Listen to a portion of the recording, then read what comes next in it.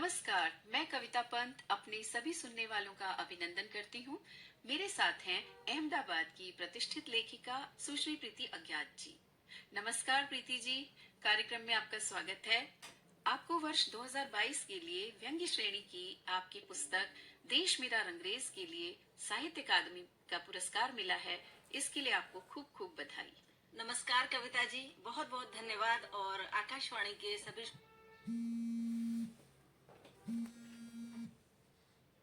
श्रोताओं को भी मेरा प्यार भरा नमस्कार। श्रोताओं, चर्चा को आगे बढ़ाते हुए मैं पहले प्रीति जी का संक्षिप्त परिचय देना चाहूंगी। प्रीति अज्ञात ने वनस्पति शास्त्र से एमएससी किया है। उसके बाद डिप्लोमा इन संस्कृत टीचिंग और हिंदी में एमए किया।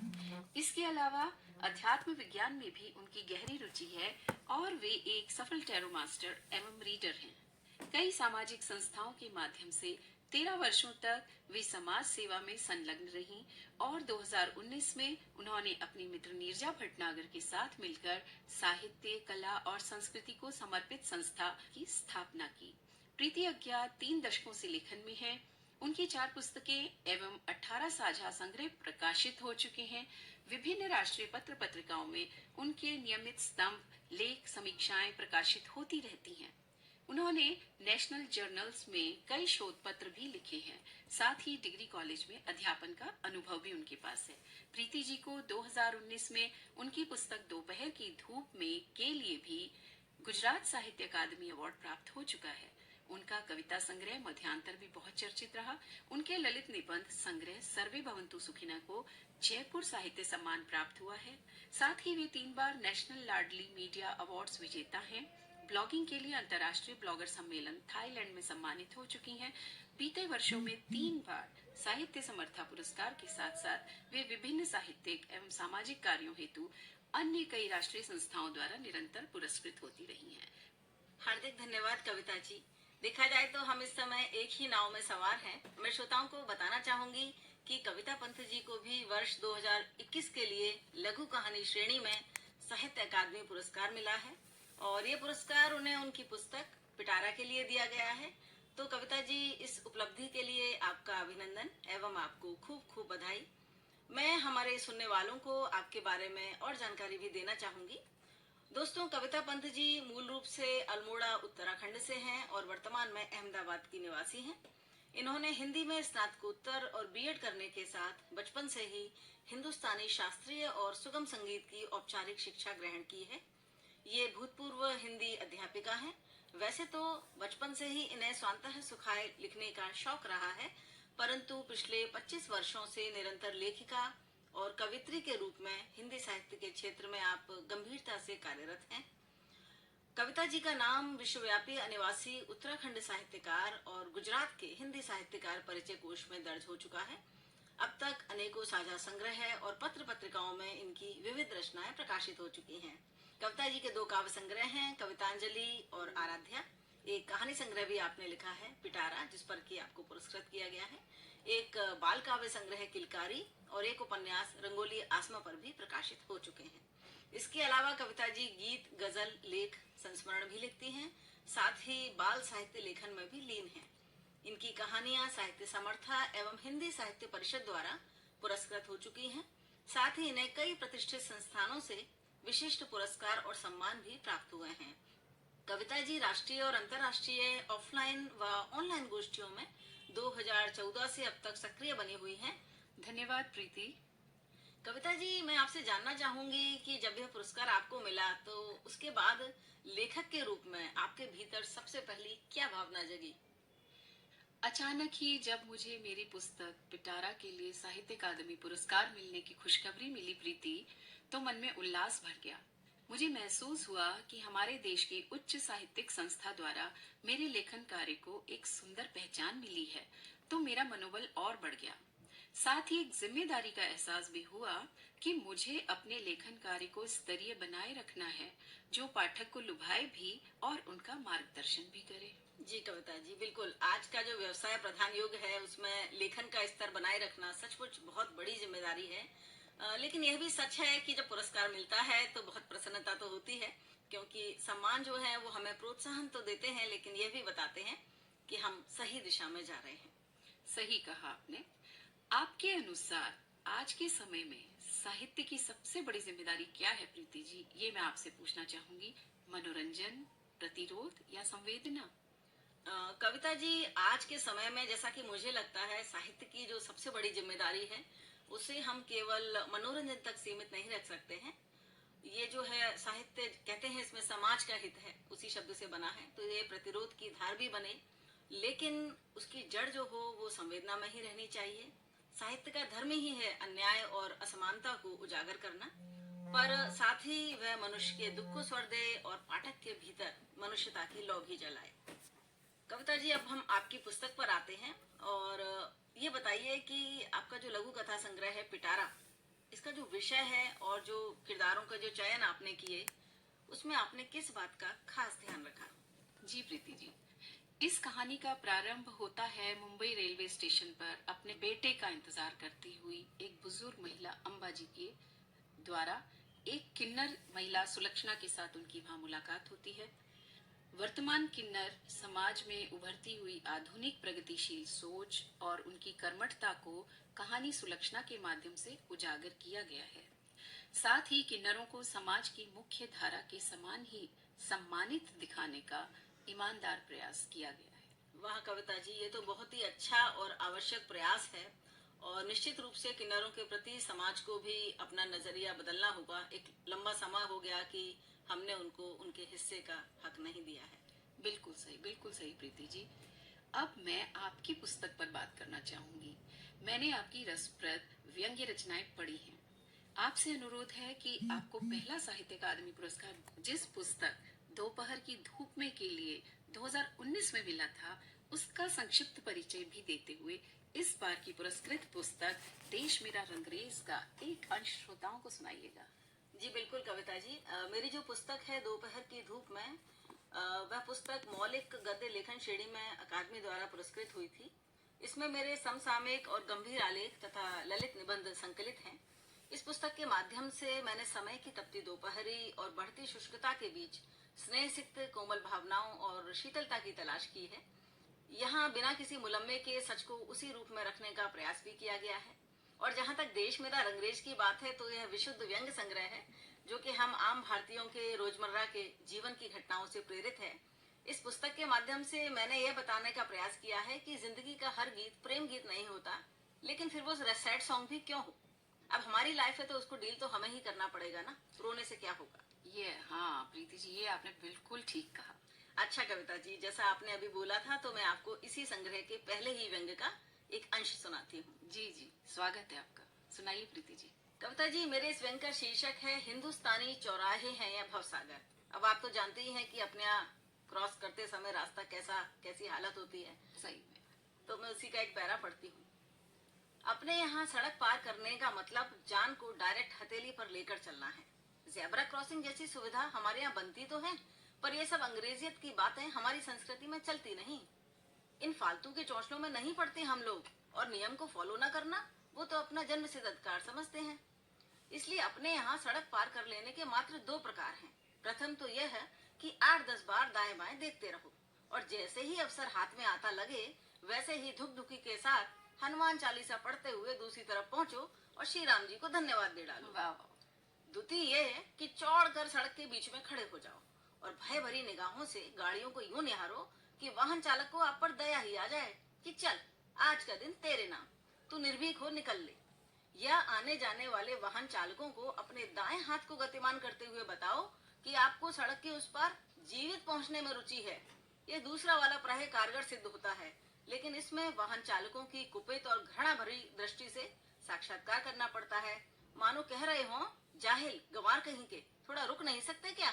अब उन्हें कौन बताए कि आप पिछले आधे घंटे से सड़क पर यही खो खो खेल रहे हैं। हाँ, बहुत मजा आ गया प्रीति जी, क्या बात कही आपने, बहुत सुंदर व्यंग्य था। और जीवन में व्यंग्य का यह खूबसूरत रंग तो बहुत जरूरी है।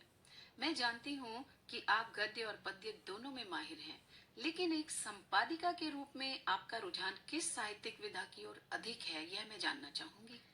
जी कविता जी, मैं नियमित तौर पर संपादकीय तो मैं लिखती ही हूँ, और वो इसलिए भी लिखना होता है क्योंकि समसामयिक विषयों पर लिखना मेरा पहला उत्तरदायित्व है।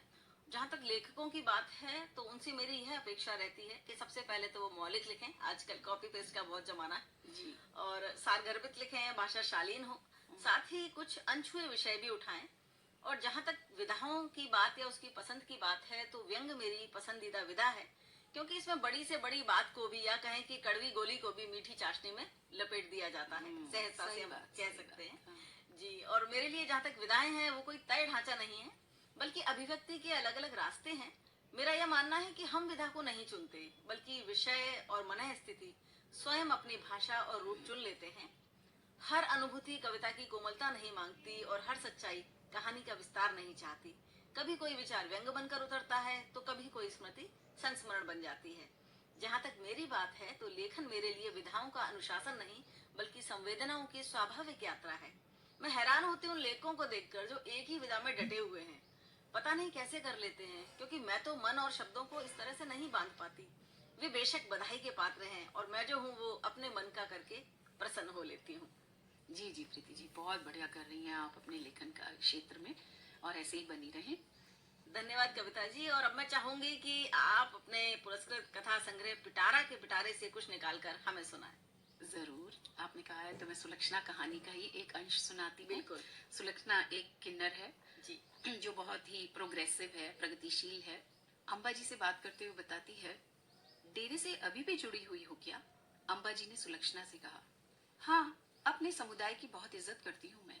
वहाँ जितने दिन भी रही बहुत अपनापन मिला सबसे, और सच कहूँ तो मुझे गर्व है अपने किन्नर होने पर, जैसे कि किसी लड़की को अपनी लड़की होने पर और किसी मर्द को अपने मर्द होने पर गर्व होता है। पढ़ाई पूरी की फिर? हाँ, इंग्लिश में एमए किया है मैंने। अब भाई के साथ उनकी बिजनेस पार्टनर हूँ। हैं, तुम बिजनेस करती हो? भाई के रेस्टोरेंट्स की चेन चलती है भारत के 4 शहरों में, उनमें से मुंबई ब्रांच को संभाल रही हूँ। बिजनेस के काम से ही वापस आ रही हो क्या? नहीं, अभी तो अहमदाबाद से वापस आ रही हूँ। वहाँ के बहुचर अम्बा जी के मंदिर में मैं हर साल इन्हीं दिनों दर्शन करने जाती हूँ। खासकर किन्नर उन्हें बहुत मानते हैं। डेरे में एक दोस्त बनी थी, अहमदाबाद से थी। उसी ने कहा था, तेरी इच्छा पूरी हो तो उस मंदिर में माँ के दर्शन करने जरूर जाना। बस तभी से साल में एक बार वहाँ जाने लगी हूँ मैं। अब जाती हो कभी डेरे वालों से मिलने, या वो कभी तुमसे मिलने आते हैं? मुझे तो काम से खाली वक्त कम ही मिलता है, लेकिन डेरे वाले आते रहते हैं अक्सर। उनका पूरा मान रखा जाता है हमारे यहाँ। जब उनके यहाँ कोई प्रसंग होता है और वो लोग मुझे निमंत्रण देते हैं तो मैं कैसे भी समय निकालकर वहाँ जरूर जाती हूँ। तुमसे प्रेरणा भी तो मिलती होगी उन्हें। और लोग भी नए कामों से जुड़े हैं क्या? ज्यादा तो मालूम नहीं, लेकिन 6-7 लोग तो सीधा मेरे पास आए थे काम मांगने। भाई ने 3-4 लोगों को अलग अलग जगह अच्छे कामों पर लगाया है। उनमें से 2 तो समाज सेवक संघ के साथ जुड़ गई हैं और किन्नरों की भलाई के लिए, उनमें जागृति जगाने के लिए अच्छा काम भी कर रही हैं। 3 लोगों को हमने अपने यहाँ भी काम दिया है। 2 वेटर हैं और एक टेक अवे काउंटर पर बैठता है। अच्छा पैसा कमा रहे हैं ये लोग। यह तो बड़ी अच्छी बात है, लेकिन उनके प्रति लोगों का व्यवहार कैसा रहता है? नॉर्मल रहता है। कम से कम हमारे यहाँ तो उन्हें पूरा सम्मान देते हैं लोग। इससे इन लोगों का आत्मविश्वास भी पहले से बहुत बढ़ गया है और ये अपने काम से बहुत खुश भी है। क्या बात है तुम्हारी, तुम तो वाकई सुलक्षणा निकली। उनके मुंह से अपनी प्रशंसा के मीठे बोल सुनकर प्यारी सी मुस्कान बिखर गई सुलक्षणा के चेहरे पर। अपना विजिटिंग कार्ड पर्स से निकाल कर उन्हें थमाती हुई बोली, कभी आइएगा, बहुत अच्छी सर्विस मिलेगी आपको हमारे यहाँ। बिना कुछ बोले अम्बा जी हैरानी से उसका विजिटिंग कार्ड देखने लगी। सफेद कार्ड पर अंग्रेजी के बड़े बड़े अक्षरों में लिखा उसका नाम मैरून और सुनहरे रंग की स्याही से दमक रहा था। वाह, यथा नाम तथा गुण वाली उक्ति भी सच कर दी तुमने। मुझे तो लगता था कि बस नाचने गाने का काम ही होता है तुम्हारा। अब जमाना बदल रहा है और उसके साथ हम सबकी सोच भी बदल रही है। हम इस देश के नागरिक भी हैं। जिस देश में रह रहे हैं, खा रहे हैं, उसकी तरक्की में योगदान करने का हमारा भी कर्तव्य बनता है ना आंटी? और जब हम तरक्की करेंगे तो क्या देश की और तरक्की नहीं होगी? आज किन्नर समाज में भी बहुत से प्रबुद्ध, ज्ञानी और कर्मठ लोग अपनी पहचान और ऊंचा व्यक्तित्व बनाने में सफल रहे हैं। बस ये समाज भी हमें उसी सम्मान से देखना शुरू करे जिस रूप में हम दिखाई दे रहे हैं। हम भी सम्मान के हकदार हैं। हाँ, कुछ लोगों की घिसी पिटी सोच और बुरे व्यवहार के कारण लोग हम सभी किन्नरों को हिकारत और डर के भाव से देखते हैं। क्या ये ठीक है आंटी? अरे बिल्कुल ठीक नहीं है ये तो। देखना, जब तुम जैसे चमकते सितारों को लोग देखना और जानना शुरू करेंगे तो उनकी हिकारत और डर सब दूर हो जाएगा। तुम्हें भी कोशिश करनी पड़ेगी कि समाज में अपनी छवि का इस प्रकार निर्माण करके सम्मान पाओ। और सम्मान किसी से मांगा नहीं जाता है सुलक्षणा, यह कमाना पड़ता है। अपने समाज के लिए बहुत सुंदर प्रेरणा हो तुम। जब तुम जैसे लोग अपने समाज का कुशल नेतृत्व करेंगे और राष्ट्र हित में अपनी कर्मठता का योगदान देंगे तो देश भी तुम पर गर्व करेगा, कोई हिकारत से नहीं देखेगा तुम्हें। वाह, क्या बात है कविता जी, बहुत ही शानदार कहानी है ये। और ये तो इसका एक अंश आपने सुनाया है, पूरी कहानी तो कितनी शानदार होगी मैं समझ सकती हूँ। और ये आपने ठीक कहा कि किन्नरों के प्रति एक लंबे अरसे से भय और दुराव का भाव रहा है। लेकिन सोचने वाली बात यह है कि क्या शारीरिक ढांचे में कुछ बदलाव से उनकी मनुष्यता सचमुच संदेह में पड़ जाती है? क्या उनकी और हमारी संवेदनाओं में फर्क आ जाता है? दरअसल एक लंबे अरसे से सारा जो खोट रहा है ना, वो इनके प्रति हमारे सामाजिक दृष्टिकोण में ही रहा है। सही कहा प्रीति जी, आपका ये वाला नजरिया काश सब लोगों का बन जाए तो सब एक समान अपना हक वाकई पा सकेंगे जी। अब प्रीति जी, आपकी कविताएं भी बहुत खूबसूरत होती हैं। अब हम आपकी कविताएं सुने तो कैसा रहेगा, क्या आप सुनाएंगी? क्यों नहीं, अंततः एक कवि सुनाने के अलावा और चाहता क्या है। एक छोटी सी गीतनुमा रचना प्रस्तुत करती हूँ, प्रेम गीत कह सकते हैं इसे। जरूर जरूर, स्वागत है आपका। इसका शीर्षक मैंने रखा है मीत तुम इस बार आना। वाह, स्वागत। छोड़कर दुनिया के बंधन मीत तुम इस बार आना, मैं तुम्हारी राह में उस ओर तकते ही मिलूंगी, मन की सारी धड़कनों को थाम करके ही मिलूंगी। द्वार पर जब हो खड़े तुम और मैं हर्षित सुमन सी, द्वार पर जब हो खड़े तुम और मैं हर्षित सुमन सी, दृश्य जीवन भर को स्मर मन मयूरा करके जाना, मीत तुम इस बार आना। हम चलेंगे उस नदी पर, हम चलेंगे उस नदी पर जो बही बातों में अक्सर उंगलियों से रेत के संग खेलती थी, जिसके तट पर उम्मीद मेरी टूटती थी, उम्मीद मेरी टूटती थी, मैं स्वयं से रूठती थी, तुम वहीं पर बैठ संग अब स्वप्न सारे फिर सजाना, मीत तुम इस बार आना।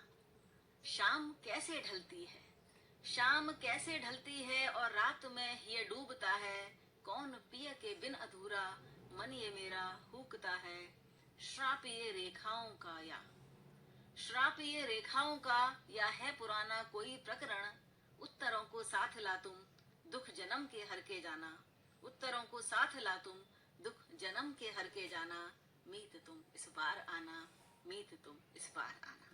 वाह वाह वाह, बहुत खूब प्रीति जी, बहुत प्यारी सी आपने कविता सुनाई। बहुत शुक्रिया आपका कविता जी। और अब हम थोड़ा आगे बढ़ते हैं और मैं जानना चाहूंगी कि एक लेखक के लिए सोशल मीडिया को आप आज के दौर में कितना उपयोगी मानती हैं? क्या इसने हर एक को लेखक बनने का लाइसेंस दे दिया है? अरे नहीं प्रीति जी, सोशल मीडिया ने किसी को भी लेखक बनने का कोई लाइसेंस वाइसेंस नहीं दिया है। पर यह भी सच है कि कुछ लोग अपनी या किसी और की 4-6 पंक्तियां बोलकर खुद को लेखक तो मान ही बैठे हैं। इस तरह यहाँ लोगों को प्रसिद्धि तो मिल ही जाती है, लेकिन सिर्फ लिख देने भर से ही कोई लेखक नहीं बन जाता है। और अगर कुछ लोग इस भ्रम में रहना चाहते हैं तो बने रहें, मौलिकता का तो कोई विकल्प नहीं होता है। बिल्कुल, मौलिकता का सच में कोई विकल्प नहीं होता है। वैसे भी अपना सच तो सब स्वयं जानते ही हैं कविता जी। सोशल मीडिया आपको पहचान देती है, मंच मिलता है, लेकिन पाठक भी बड़े ही विवेकशील और पारखी हैं जी, और वे असली नकली के फर्क को शीघ्र ही पहचान लेते हैं। जी जी प्रीति जी, आजकल लेखन में अश्लीलता और अमर्यादित भाषा बहुतायत में प्रचलित हो रही है। आप इस विषय में क्या कहेंगी? हाँ कविता जी, ये तो बहुत देखने को मिल रहा है, इसलिए आपकी ये जो चिंता है वो निराधार नहीं है। और इस तरह की अश्लीलता और अमर्यादित भाषा सच में बढ़ रही है और लोग इसको अभिव्यक्ति की स्वतंत्रता कहते हैं। मुझे लगता है वो उनके लिए ये सुविधा ज्यादा बन गई है, क्योंकि इस तरह की शब्दावली मुझे नहीं लगता कि ये साहस का प्रमाण है और ना ही ये आधुनिकता का प्रमाण है। अश्लीलता जो है वो अक्सर रचनात्मक दरिद्रता को ढकने का आसान उपाय होती है, ऐसा मेरा मानना है। जबकि सशक्त लेखन तो वो है जो संकेत में कह दे, प्रतीक में चोट करे और संवेदना के स्तर पर पाठक को विचलित कर दे, बिना भाषा को नग्न किए। साहित्य का जो उद्देश्य है वो तो सत्य कहना है, लेकिन ऐसा सत्य जो पाठक की चेतना को जगाए, उसे गिराए नहीं। और मेरा यह भी मानना है कि जब भाषा मर्यादा तोड़ती है तो वह प्रतिरोध नहीं बल्कि सनसनी बन जाती है। और शब्दों की गरिमा बनाए रखना नैतिकता का बोझ नहीं होता, बल्कि ये तो लेखक की जिम्मेदारी और क्षमता का प्रमाण है। बिल्कुल, मैं आपकी बात से पूर्ण रूप से सहमत हूँ प्रीति जी। एक लेखिका होते हुए मेरा भी यही मानना है कि एक साहित्यकार जब अपनी रचना को जन्म देता है तो उसका मूलभूत दायित्व होता है कि वह समाज के हित को सर्वोपरि मानते हुए नैतिक विचार और सभ्य भाषा का प्रयोग करे, ताकि अपने लेखन के माध्यम से पाठक की संवेदनाओं को सकारात्मक रूप से छू सके। बिल्कुल सही कहा आपने कविता जी, मैं पूर्ण रूप से सहमत हूँ इस बात से। अच्छा प्रीति जी, मुझे याद आया कि 25 दिसंबर को हमारे पूर्व प्रधानमंत्री श्री अटल बिहारी वाजपेयी जी का जन्म दिवस है।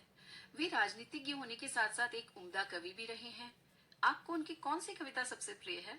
कविता जी, अटल जी की जो कविताएं हैं उनमें तो एक अलग तरह की ही सादगी, जुनून और ईमानदारी देखने को मिलती है। हाँ जी। और मुझे इस समय उनकी दो कविताएं ध्यान आ रही हैं। उनकी एक पुस्तक है मेरी 51 कविताएं, वो अपने आप में बहुत अच्छी पुस्तक है। हाँ। लेकिन दो कविताएं मुझे बहुत प्रिय हैं। एक तो है कदम मिलाकर चलना होगा और दूसरी है मौत से ठन गई। जी जी जी तो मैं अभी मौत से ठन गई की कुछ पंक्तियां सुनाना चाहूंगी। जी, स्वागत। मौत से ठन गई, जूझने का मेरा इरादा न था, मोड़ पर मिलेंगे इसका वादा न था, रास्ता रोक कर वह खड़ी हो गई, यूं लगा जिंदगी से बड़ी हो गई। मौत की उम्र क्या है, 2 पल भी नहीं, जिंदगी सिलसिला आज कल की नहीं, मैं जी भर जिया मैं मन से मरूं, लौट कर आऊंगा कूच से क्यों डरूं। तू दबे पांव चोरी छिपे से न आ, सामने वार कर फिर मुझे आजमा, हर चुनौती से 2 हाथ मैंने किए, आंधियों में जलाए हैं बुझते दिए। आज झकझोरता तेज तूफान है, आज झकझोरता तेज तूफान है, नाव भंवरों की बाहों में मेहमान है, पार पाने का कायम मगर हौसला, पार पाने का कायम मगर हौसला, देख तेवर तूफान का तेवरी तन गई, मौत से ठन गई, मौत से ठन गई। बहुत खूब प्रीति जी, गहरी संवेदनशीलता की छुअन है अटल बिहारी जी की इन पंक्तियों। उनकी रचनात्मकता को साधुवाद प्रेषित करती हूँ। जी बिल्कुल, उनकी तो कमाल की रचनाएं रही हैं। कविता जी, वर्ष का अंतिम माह दिसंबर अब अपने पन्ने समेटते हुए विदा ले रहा है और अब हमारी अपने श्रोताओं से अगले वर्ष ही मुलाकात होगी। तो जाते जाते कविता जी, आप हमारे श्रोताओं को क्या कहना चाहेंगी? प्रीति जी, मैं तो नाम से ही कविता हाँ हूँ, बिल्कुल। तो मैं नव वर्ष के उपलक्ष्य में एक शुभ संदेश उन तक पहुंचाना चाहूंगी, शुभकामनाएं देना चाहूंगी अपनी स्वरचित काव्य पंक्तियों से। स्वागत है, स्वागत है। फिर पकड़ के हाथ अपने साथ नवल वर्ष ले चला नवल वितान पर, फिर पकड़ के हाथ अपने साथ नवल वर्ष ले चला नवल वितान पर, हृदय में घोर हर्ष ऊष्म भावले चलो रे उस मचान पर, चलो रे उस मचान पर, चलो रे उस मचान पर। फिर पकड़ के हाथ अपने साथ नवल वर्ष ले चला नवल वितान पर, जहाँ पुलक रही समय की चाल ले मुस्कान भर, जहाँ पुलक रही समय की चाल ले मुस्कान भर, तो आस के परों को अपने कांधे बांध चल पड़ो उड़ान पर, निकल पड़ो उड़ान पर, निकल पड़ो उड़ान पर। फिर पकड़ के हाथ अपने साथ नवल वर्ष ले चला नवल वितान पर, कल जो था वो अब न हाथ आएगा, अब न हाथ आएगा ये जान कर, उसके चंद मोती अपने साथ ले चलो जतन से थाम कर, चलो जतन से थाम कर, चलो जतन से थाम कर। फिर पकड़ के हाथ अपने साथ नवल वर्ष ले चला नवल वितान पर, हृदय में घोर हर्ष ऊष्म भावले चलो रे उस मचान पर, चलो रे उस मचान पर, चलो रे उस मचान पर। क्या बात है कविता जी, मतलब आपकी जो संगीत की शिक्षा है और एक कवित्री होना, दोनों का ये जो योग है बहुत ही अच्छा है, बहुत ही अच्छा गाया है आपने। और मैं सच कहूँ तो मैं तो आपकी आवाज और सुंदर गीत में खो ही गई। धन्यवाद प्रीति, धन्यवाद। तो श्रोताओं, अब आपसे नए वर्ष में इन्हीं रेडियो तरंगों पर कुछ नई धुनों, नए शब्दों, नए किस्से कहानियों के साथ फिर से मुलाकात होगी। तब तक के लिए इस दिसंबर को यादों की तरह संभाल कर रखिए। अनेक अनेक मंगल कामनाओं के साथ आप सभी को हम दोनों का नमस्कार। नमस्कार, आप सबको हमारा नमस्कार।